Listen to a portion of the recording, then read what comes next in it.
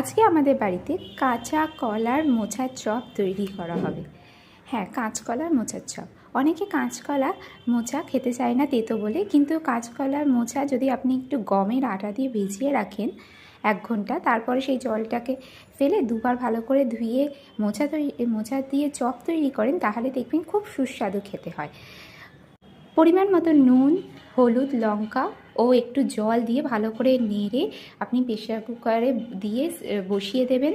2টো city পড়ার পর সেটাকে নামিয়ে অতিরিক্ত জলটাকে ছাঁকনির সাহায্যে ফেলে দিয়ে তার মধ্যে 1 পিস পাউরুটি অথবা আলু দিয়ে ভালো করে মাখবেন। পেঁয়াজ, লঙ্কা দিয়ে ভালো করে মেখে নেবেন।